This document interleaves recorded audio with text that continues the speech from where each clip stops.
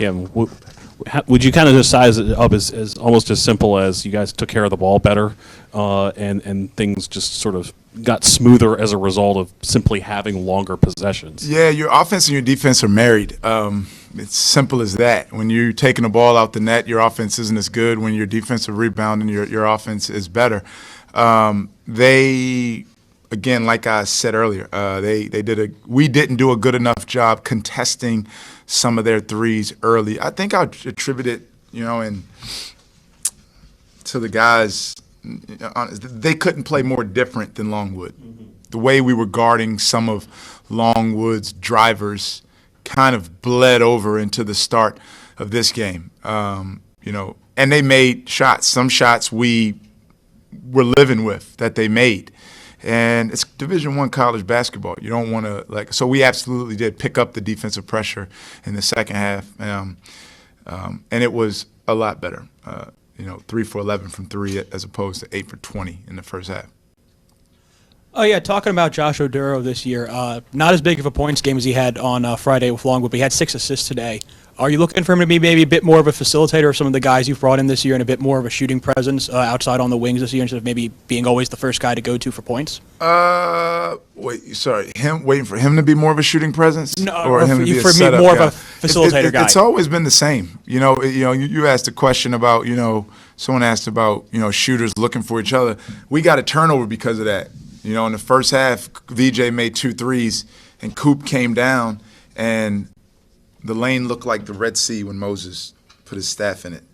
And for him to drive, and Coop was passing the ball when there was no one in front of him.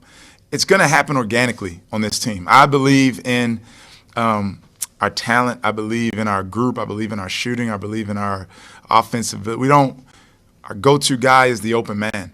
And those hot streaks happen organically. And they really happen when you collectively focus on defense. When you completely immerse yourself in the defensive end of the ball, the offense takes care of itself. If you have unselfish guys that are playing the right way and searching for the right quality of shots. So in the second half, obviously, things were better, and you talked about the effort was better, but was there something that you changed at halftime defensively with their screen action? We absolutely did. Not how they guarded screens. We were closer to,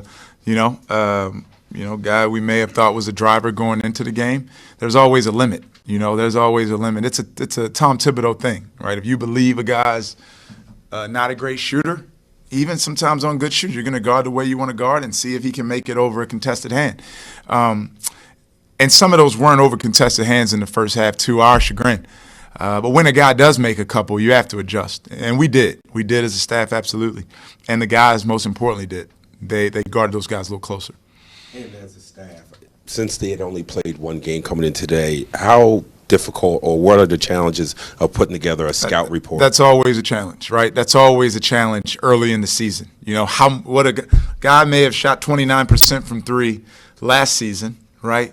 And he took 1 3 in their first game and he made it. What's he on your scouting report? A guy may have, I'll be exact, right? Matt Rogers was 1 for 15 from 3 last season. He was 1 for 15 from 3 last season. He was 1 for 1 against Marist. So you got to play the games and figure it out and make adjustments, which the guys did. Bill Rowland knew they could shoot from outside. He said it before the game. So Bill Rowland, if you want to be our volunteer assistant. Oh, yeah, you talked last at press conference about players deciding their own minutes. Saquon Singleton had double-digit playing time last 2 games, only got in a minute 45 this game. Was that because of the 2 turnovers he had in that time, or was that just a decision based on what was going on during the game? We do have a deep team, so what it does is it really, heightens, your level of production when you're in, and I told the guys it's how hard you play, how well you execute, and how well you defend. Those 3 areas, if you do those things solidly, your minutes will go up, and it's a good problem to have as a coach. And Saquon will have an opportunity, and he'll, tomorrow off, practice, and another opportunity for him at against Boston College. 3 games in, 3 home games in, how would you kind of size up? 2 home games in. 2 home games in, sorry. Yeah. 3 games in, 2 home games in. My apologies. How would you kind of size things up at this point? You know, I think we're in a good spot. You know, as we continue to grow, you can't. There's a great article, Harvard Business Review, this morning about companies embracing failure. And I talk about the book, The Talent Code, a lot by Daniel Coyle. It's a bedrock of everything we do. Every single day in practice, we try to create opportunities where we fail, individually, as a group, as a coach. You know, because it's where the magic happens. You know, it's like learning how to walk. It's like learning how to ride a bike.